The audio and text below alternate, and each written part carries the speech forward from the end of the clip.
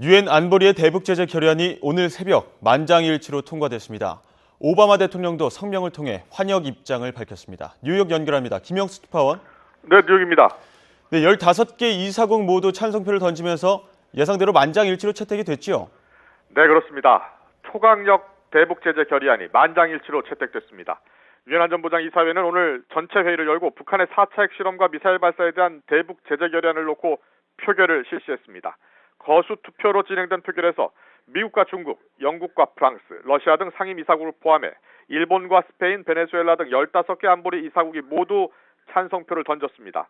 안보리 의장인 이스마엘 마르틴스 유엔 주재 앙골라 대사가 이번 결의안에 대한 역사적인 의미를 설명한 뒤 6분 만에 채택이 완료됐습니다. 이번 결의안은 지난 1월 6일 북한의 4차 핵실험 이후 57일 만에, 또 지난 2월 7일 장거리 미사일 발사 이후 25일 만에 나온 대북 제재안입니다.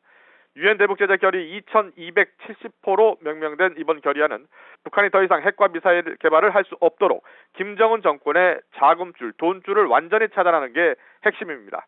전문회는 북한 주민이 처한 심각한 고난에 대해서 깊은 우려를 표명한다고 밝혀 대북 제재 처음으로 북한 인권 문제를 거론해 주목됩니다. 이번 대북 제재 결의안은 전문 12개 항에 본문 52개 항, 5개 부속서로 구성이 됐습니다. 대북 제재 결의안이 만장일치로 통과된 뒤에 주요 안보리 이사국 대사들의 발언도 이어졌습니다. 먼저 서멘사 파워 유엔 주재 미국 대사는 북한의 핵실험과 장거리 미사일 발사는 유엔 안보리 결의 위반이며 국제사회 결의를 무시한 행동으로 강력한 제재가 필요하다는 점을 강조했습니다. 그러면서 이번 제재안을 통해 북한이 더 이상 핵과 미사일 개발 프로그램을 진행하지 못하도록 국제사회가 나서야 할 때라고 지적했습니다.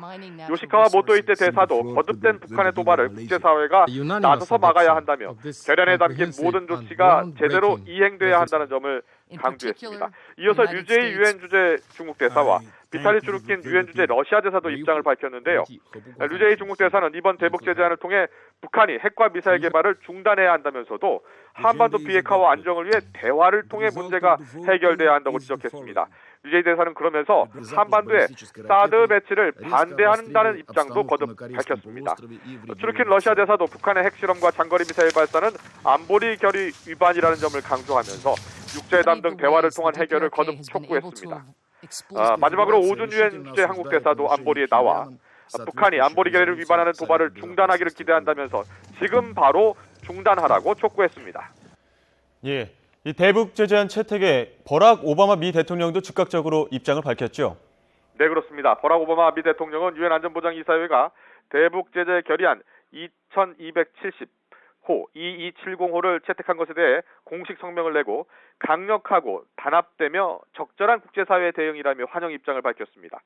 오바마 대통령은 성명에서 이번 결의안은 대량 살상 무기 프로그램을 진전시키려는 북한의 노력을 차단하는 데 초점을 맞춘 강력하고 새로운 제재를 부과하고 있다면서 북한이 스스로 행동에 대한 대가에 직면할 것이라고 말했습니다. 안보리 결의안이 만장일치로 통과됨에 따라 안보리 역사상 가장 강력하다는 결의안으로 평가받고 있는 대북 제재안이 발효가 됐습니다. 이번 대북 제재 결의안이 북한이 핵과 미사일 개발과 포기로 이어지는 결정적 계기가 될지 주목됩니다. 지금까지 뉴욕에서 YTN 김용수입니다.